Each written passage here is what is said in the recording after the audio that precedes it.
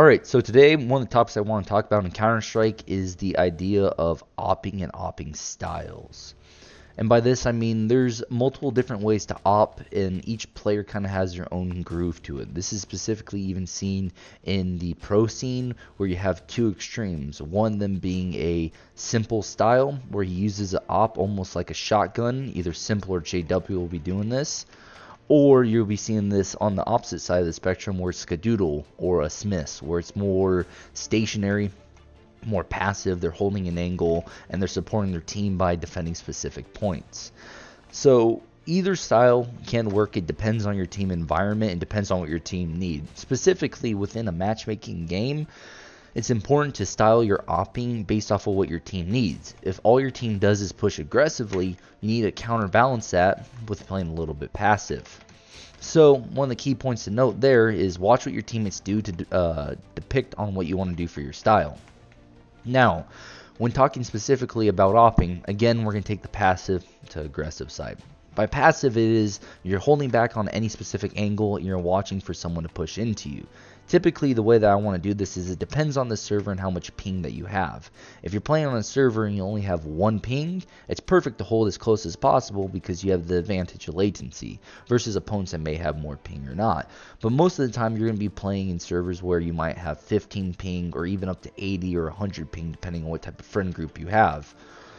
Thus, when you're holding an angle, you do not want to hold super close. Oftentimes, I'll see a lot of new players and even semi-experienced players hold too close when they should be holding away and point your eyes towards the corner. Thus, you give your reaction time, a little bit of time to react. On top of that, you're also giving the server, you're compensating for the server as well. So, again, keep your crosshair off the corner if you're playing passive, while your eye is going to be trained directly on the corner itself. And that way you can take your shot and then you can reposition somewhere else.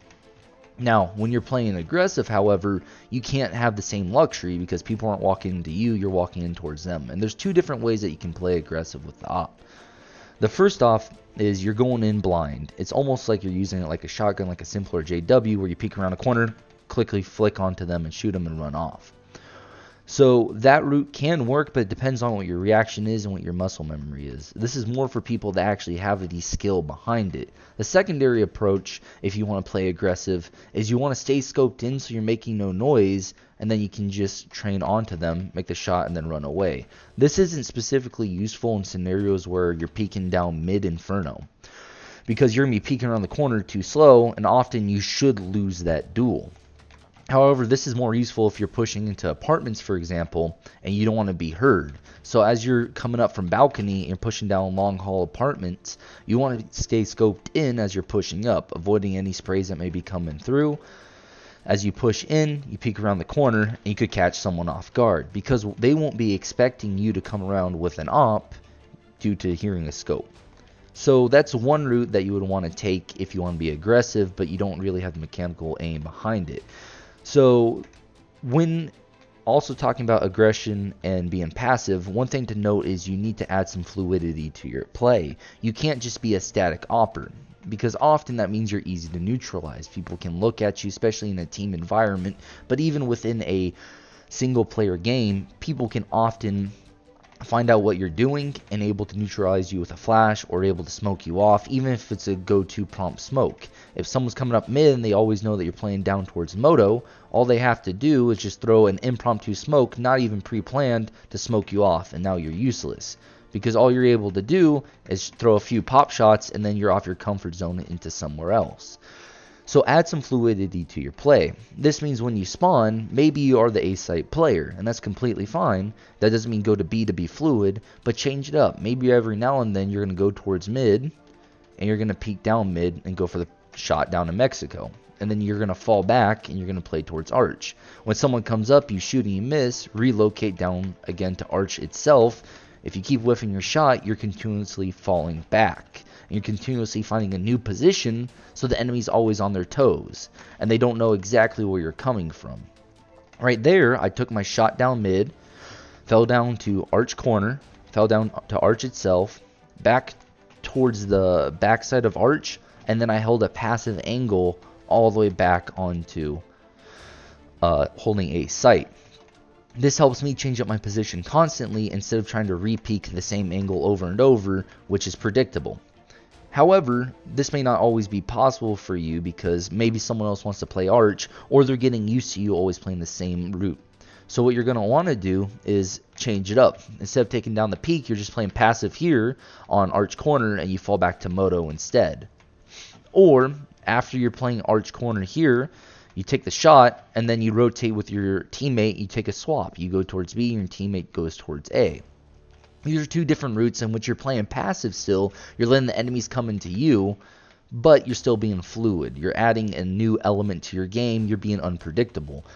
Players that do this very well are players like Device or even Fallen or Guardian. They're able to take their shots and change up their pace on how they want to do it, especially old school Guardian. He was able to be a very fluid opper, very hard to predict. Now, when we're talking about aggression, the same fluidity needs to apply. Pretend that you just spawned in and you're going towards apartment long haul, and you want to take this peek down into T-side apartments. As you peek down there and you take your shot, you can re-peek it if you want, but change it up and maybe peek towards window. Maybe you miss your shot again, take a peek down towards Mexico. Fall back and then maybe relocate up towards balcony. That way you're always playing different angles and you're throwing the enemy off guard and have to play a little bit slower. Because every second that you can delay off the clock is a lot better for you and able to enable your team, as well as gives you every chance you can to get a kill. And you're continuously able to take peeks and fall back.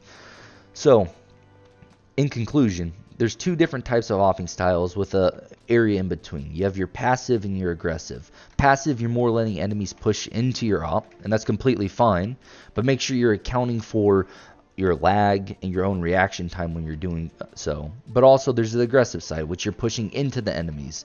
Whenever you're being aggressive, you can either go in with the no scope and do a quick no scope or a quick scope, or you can go a lot slower, stay scoped in so the enemy can't hear you while you're pushing in. But make sure, no matter what you're doing, being passive or aggressive, you're adding fluidity to your game. You're constantly moving around and you're being unpredictable, because a predictable opper can be flashed off, smoked off, and it's often be a liability to your team later into the rounds if you're fighting opponents that can put together a pattern. If you're constantly playing one position, the enemy should know you're playing there and they can work around it, especially if you're doing a good job. Alright, and for today's nade, this one's pretty basic. Whenever you're playing on B site Inferno and you have a flashbang out and you want to peek down banana, what you're going to do is you're coming around the corner for banana. You're going to be looking at this edge right here where all the bricks are at, and you're just going to run forward and then you can get right behind car. And what happens is it'll flash right in front of car, blinding all of banana, while you're able to peek down banana and take whatever duel you need to take. Oftentimes you can catch quite a few enemies off guard doing this. So just one more time, as you run around the corner, you pull out your nade, aim low on those bricks, you can come around this corner and you can get your shot off as you need to get the kill.